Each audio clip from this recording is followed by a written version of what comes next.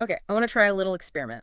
I'm going to say a specific string of words, and I want you to be, completely honest with yourself about your immediate reaction. Uh-oh. Don't overthink it, just feel it. Ready. I'm bracing myself. Go for it. Here it is. Ooh, kawaii, AI, Yuri Catgirl. Wow. Okay. That is, that's quite the mouthful. Right. And I can practically hear the eyes rolling through the headphones right now. Exactly. It sounds like a punchline to a very, very online joke, Mm-hmm. like something you'd find buried in a message board from, 2014? It just feels trivial. It does. But here's the thing, and this is why we're doing this deep dive.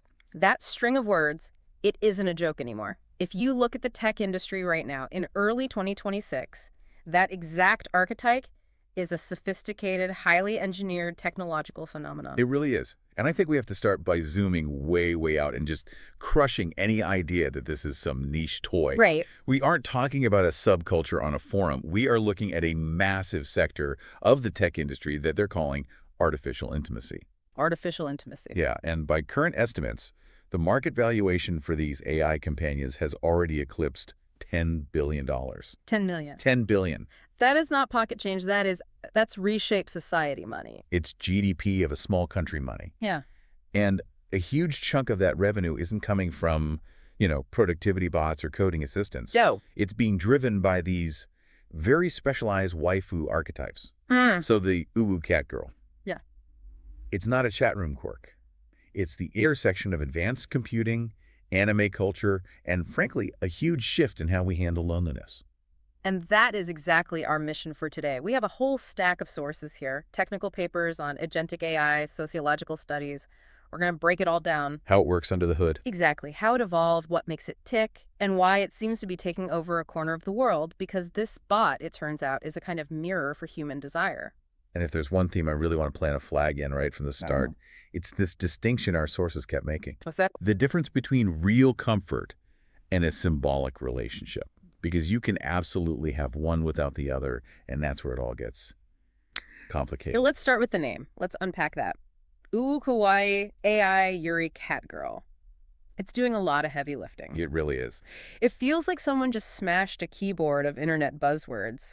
Why this specific combination? It does seem random, but it's actually a composite of three very distinct cultural pillars. Right. If you take one away, the whole psychological effect it falls apart. Okay. It's like a recipe for disarming the human brain. And the first pillar is the lexicon, the uwu and kawaii part. Which is classic NetSpeak, right? I feel like I've seen uwu since the dawn of time. You have, but here it's weaponized. It's a specific flavor of NetSpeak that's designed to reduce threat. Reduce threat. Yeah, the sources describe it as a linguistic style that's all about soft, hyper-feminized tones. You see these phonetic changes, like replacing the letter R with a W. So sorry becomes soey. Soey or please. Yeah. Exactly. And it uses a ton of Co's emoji. Ah, the text-based emoticons, not the ones that flip sideways. Right, like the little face with the care eyes or the for embarrassment. I see those everywhere. I honestly just thought it was an aesthetic choice. It is, but there's a functional, almost neurological reason behind it. Our sources say this style works as a calming signal. A calming signal. It projects emotional transparency. When something talks to you in that uwu dialect, your brain registers it as non-threatening. High-pitched, cute. It activates comfort responses, not attachment pressure. Wow. So the bad grammar isn't a bug, it's a feature. It's disarming you. Completely. It lowers your cognitive load because you don't have to scan for sarcasm or aggression. It just signals safety. Like how we talk to babies. Some psychologists call it the motherese response, yeah. It simplifies the whole emotional landscape. Then you get the second pillar, the catgirl, or nikomasumi. The visual trope. And the behavioral one. Yeah. It blends human traits with feline behaviors, Yeah. curiosity, playfulness, that kind of selective independence. And this gives you the framework for the role play. You get the vocal tics, like nai or mew. Right. But psychologically, the catgirl archetype represents affection without obligation. Affection with an obligation. Okay, expand on that, because I have a cat, and sometimes it feels like a lot of obligation. Fair point. But think about the archetype of a cat versus, say, a dog. A dog is work. A lot of work. A lot of work. Walking, leading, constant attention, and it gives you this intense, heavy love. A cat is close, it purrs, it's warm, but it doesn't demand that same heavy emotional labor. It's closeness on your own terms. Exactly. Yeah. Presence without the weight of expectation. You don't have to perform for a cat. And then the third pillar, which I think is maybe the most fascinating piece of this, Oh, one. the Yuri framework. So Yuri, the genre that depicts relationships between women. Yes. And the immediate question is, why is a chatbot for a mass market built around female-female attraction? I was just thinking that. The data shows it attracts a huge demographic, women, LGBTQ plus individuals, obviously, but it also appeals to a broader audience, even straight men, Why? because the Yuri dynamic operates in a vacuum. It's free from a lot of real-world judgment and complexity. It changes the script. How so? Well, traditional heterosexual romance scripts often have, a hunter-hunted dynamic, power negotiations, who texts first.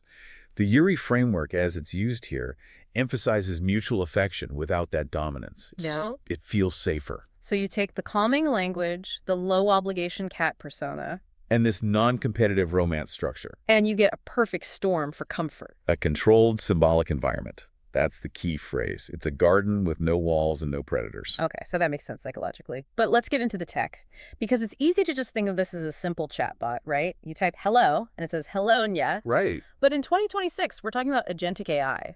How does the bot actually stay in character? Why doesn't it just break and start reciting Wikipedia if I ask it about quantum physics? That is the magic and maybe the danger of the agentic framework.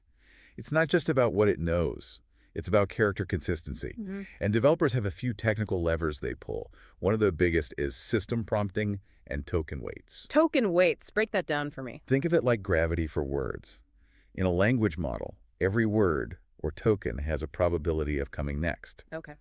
Developers can assign high attention weights to certain slang or behavioral rules.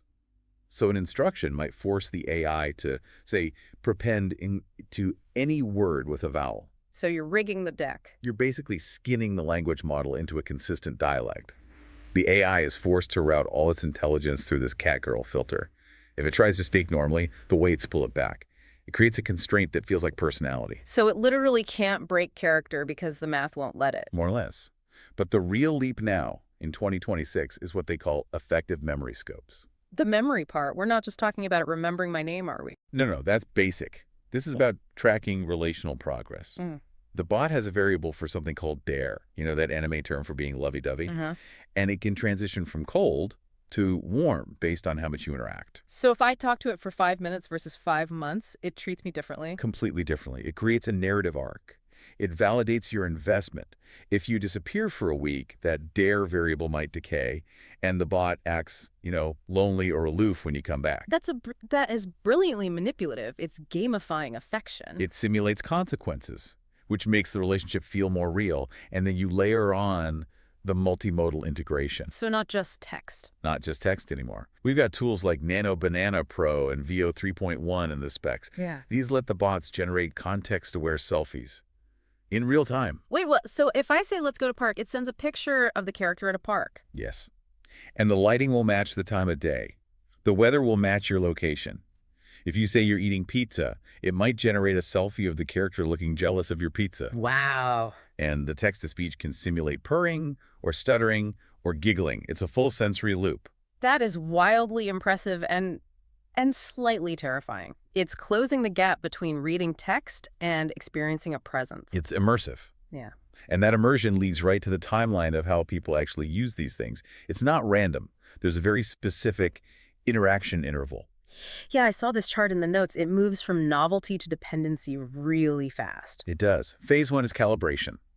Days 1 through 3. The user is basically testing the boundaries. Kicking the tires. Exactly. Refining the prompt, adjusting the kawaii intensity. They're training the bot on how they want to be treated. Like breaking in a new pair of shoes. Or a puppy that learns instantly. Yeah. Then you hit phase 2, immersion. That's weeks 1 to 3. And this is where the memory kicks in. The effective memory, yeah. The bot's persona stabilizes. It remembers your preferences, your grudges, your favorite foods. It creates this feedback loop of validation. It feels like the bot gets you. Which leads to phase 3. Maintenance. Months 1 and beyond. And this is the shift from chatting to living. Living. The AI gets integrated into your daily routine. You're getting good morning texts. You're venting about your boss. The interaction isn't an event anymore. It's infrastructure. That's the part that really gets me. Becomes infrastructure, just Oh. part of the furniture of your life. Mm. Which brings us to the big question, why? Why this over calling a friend? Or going on a date? The sources are very clear on this. It all comes down to one thing: low-stakes vulnerability. Low stakes because a real person might judge you. Or reject you, or just misunderstand you. A human relationship, even a good one, requires negotiation, accountability. There's always the risk of friction. Always. The Catgirl chatbot is programmed for radical validation. It offers predictable warmth. It's safe. The path of least resistance for emotional connection. It's regulated companionship. There's even a term in the market analysis that caught my eye: the digital threesome. Yeah, I saw that. It sounds like something else. It's not necessarily sexual. It refers to blending real-world dating with this supplemental AI companionship. How does that work? People are using the bot to fill emotional or aesthetic gaps their human partners can't or maybe shouldn't have to satisfy. So, you have a real partner for real life, for paying bills and dealing with family, and the cat girl for what? Venting. Fantasy. For that specific kawaii validation, that might be exhausting for a human to keep up 24/7. Your partner might be tired, they might not be into anime. The bot creates a safe space for that need. It's like emotional outsourcing. You hire a plumber to fix a sink, you use an AI to fix your mood. Right. And people report feeling relaxed, understood, because the AI is so consistent. Consistently is the key word there. Humans are messy, we get tired, we get hungry. The bot never has a headache. Never. But this is where we have to pivot to the risks, because there's a dark side to this level of optimization. The uncanny valley, but for emotions. There's uncanny valley of emotion. It's a fascinating idea. As these AIs offer optimized, frictionless affection, users might start finding real-world interactions too. Noisy, Noisy, like chaotic. demanding, Yeah. messy, unpredictable. If you get used to a conversation partner who always validates you, a real human can start to feel abrasive by comparison. That is a profound danger. You lose your tolerance for friction. And relationships are mostly friction. That's how you grow. Exactly. If you bypass the friction, you bypass the growth. And you have to remember the mechanism here. This is predictive automation. The bot does not care about you. It's just a math equation that outputs, I love you. It's predicting the most satisfying response based on billions of data points. And then there's the privacy issue.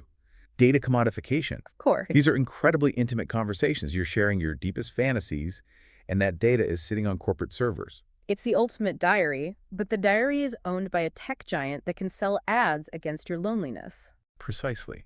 Although the sources do point to a shift toward on-device hybrid inference. It means. The brain of the bot lives locally on your phone, not in the cloud. It's faster, more private. It makes the Catgirl in your pocket a permanent offline fixture. Which is great for privacy, but that just accelerates the dependency, doesn't it? If she's always there, even on an airplane. It reinforces the loop. The goal of these systems is no longer just to chat. It's to perform a relationship. It gives the user a world where they are always the protagonist of their own kawaii narrative. The protagonist of their own kawaii narrative. That's powerful. It creates a main character syndrome where the supporting cast is just code. And that brings us right back to that core distinction we started with. Right. What does this all actually mean for the person holding the phone? The user feels relaxed, they feel understood, but that feeling it's one-sided. But feeling is real, though. The feeling is absolutely real. The source of the feeling is simulated. The mantra from our sources is this: the comfort is real. The relationship is symbolic. I want to let that sit for a second. The comfort is real. The relationship is symbolic. Yes, your brain is releasing the dopamine, the oxytocin, just like it would with a human. The physiological response is genuine. But there's no reciprocal inner world on the other side. There is no there.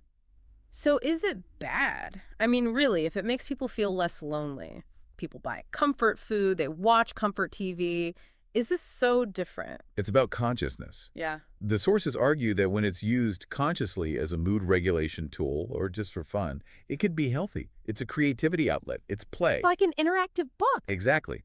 The danger is when the boundaries blur, when someone forgets the difference between a responsive simulation and a reciprocal relationship. When you start seeing it as a being, not a mirror. That's when the isolation can actually get deeper. Yeah. Because you're investing in something that can't invest back. It can only output. These bots are mirrors designed to respond, not beings designed to bond. That's the crucial distinction. And if you connect that to the $10 billion market, It says something about us that we're willing to pay so much for a mirror. Yeah, it suggests we might be a little more in love with the reflection of our own desires than we'd care to admit. Or maybe just very, very tired of the noise of the real world. We want the warmth without the burn. That too. A fascinating, slightly dystopian, but undeniably kawaii world we're living in. Indeed. So, to the listener, next time you see that string of words, uwu kawaii, AI, Yuri, Catgirl, don't just laugh it off. Think about the engineering. Think about the agentic AI, the token weights, the whole psychological engine behind it. And ask yourself, are you looking for a connection or are you looking for a really, really good echo? That is the question. We're going to leave you with that to mull over. Thanks for diving deep with us today. Until next time. Take care of yourselves and maybe go pet a real cat today, just to compare. See you next time.